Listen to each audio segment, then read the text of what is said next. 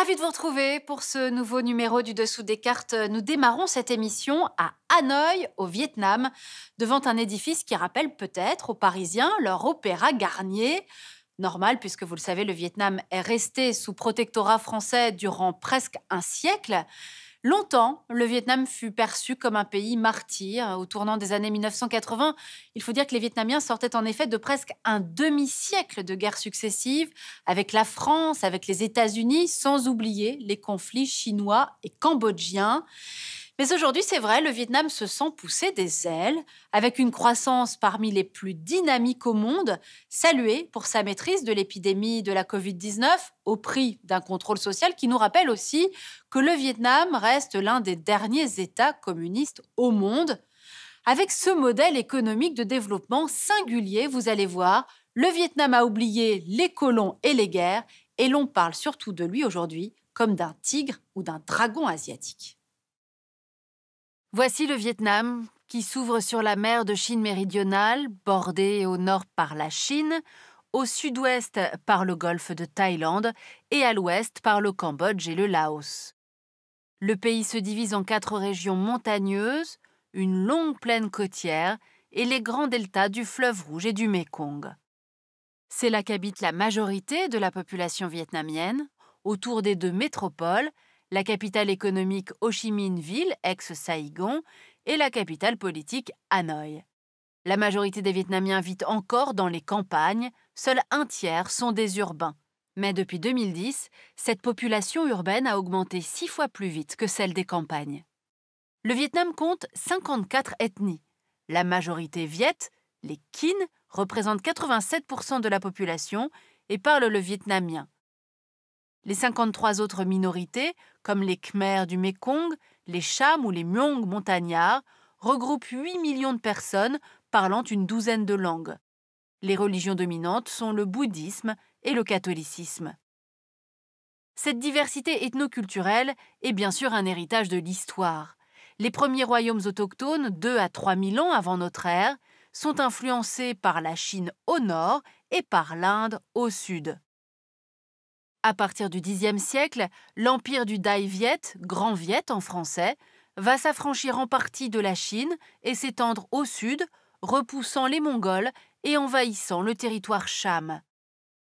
Enfin, ce sont les colonisateurs, d'abord portugais, puis hollandais et anglais, et au XIXe siècle français, qui lorgnent sur le prospère empire du Vietnam avec sa capitale, Hue. En 1859, l'attaque de Saïgon par la flotte de Napoléon III ouvre la voie à ce que l'on va appeler l'Union indo-chinoise. Celle-ci découpe le pays en 3, une colonie, la Cochinchine, et 2 protectorats, l'Annam et le Tonkin, plus le Cambodge et le Laos. Les colons développent des industries d'exportation, thé, café, EVA, charbon, poivre et riz pour la France et pour pénétrer le marché chinois. Mais dans les années 1930, le pouvoir colonial répressif est attaqué par 4 partis révolutionnaires clandestins. En 1940, le pays est soumis aux Japonais. Profitant de la fin de la guerre, Ho Chi Minh, chef du mouvement Viet Minh pro-communiste, proclame l'indépendance le 2 septembre 1945. En réaction, Paris déclenche la première guerre d'Indochine, elle va durer 8 ans. L'aide de la Chine devenue communiste accélère la défaite française à Dien Bien Phu, malgré le soutien anglo-américain. Les accords de paix de Genève vont consacrer 2 États, République démocratique du Vietnam au nord, République du Vietnam pro-américaine au sud, divisés par le 17e parallèle. S'ensuit la Seconde Guerre du Vietnam, qui va elle durer 20 ans, 1955-1975, dont 8 avec implication directe des États-Unis et jusqu'à 500 000 GIs, plus des centaines de bombardiers. Après ce qu'on appelle la libération de Saïgon, le pays est réunifié sous l'égide du Nord, aidé par la Chine et par l'URSS. Bilan, 2 à 3 millions de morts vietnamiens, des centaines de milliers de blessés, un écocide massif dû au napalm et aux défoliants américains. Le Parti communiste, devenu parti unique, va reconstruire le pays d'une main de fer dans un environnement instable. Pour mettre fin au régime Khmer rouge, Il occupe le Cambodge voisin et y installe un gouvernement ami, toujours en place.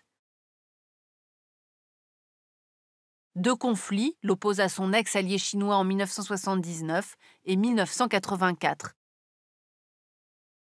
Enfin, jusqu'en 1995, plus d'1 million de Vietnamiens vont fuir la misère et la répression communiste, dont 700 000 boat people, surtout vers les États-Unis, le Canada et la France. Mais paradoxalement, cette diaspora va aider à relancer l'économie vietnamienne en transférant presque 100 milliards de dollars entre 1993 et 2014. En 2019, ces transferts représentent 7% du PIB du Vietnam. Il faut savoir que l'omniprésent Parti communiste vietnamien est aujourd'hui l'un des derniers partis-États au pouvoir. En 1986, il s'est pourtant converti à l'économie de marché qui dominait avant le Vietnam du Sud. Ce socialisme de marché, que les Vietnamiens appellent le Doi Moi ou renouveau, a permis de décollectiviser l'agriculture, de relancer la libre entreprise et les exportations. Résultat, un boom économique qui fait du Vietnam le pays émergent modèle pour la Banque mondiale et un État pivot entre les géants chinois et américains. Et c'est ce qu'on va voir maintenant. Le Vietnam fait partie de ce qu'on appelle la seconde vague des tigres asiatiques, avec la Thaïlande, la Malaisie, l'Indonésie et les Philippines, et après la Corée du Sud, Taïwan, Hong Kong et Singapour. Grâce à une main-d'œuvre qualifiée mais bon marché, le Vietnam a enregistré l'une des plus fortes croissances mondiales en 2019, plus 7% du PIB, même si le revenu par tête dépasse tout juste les 3 000 $ par an.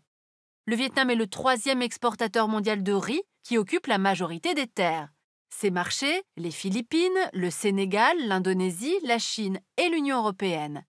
Le Vietnam est aussi le deuxième producteur mondial de café, héritage colonial cultivé au centre du pays et exporté ensuite vers l'Europe et le Japon. Autre point fort, les industries textiles et les nouvelles technologies. Ho Chi Minh Ville est la Silicon Valley locale, avec des géants comme Siemens ou Intel installés depuis 10 ans. Enfin, n'oublions pas le tourisme. En 2019, 85 millions de visiteurs vietnamiens et 18 millions d'étrangers ont dépensé 33 milliards de dollars dans ce secteur, profitant des 3000 km de côtes, de sites uniques et d'une cuisine mondialement réputée.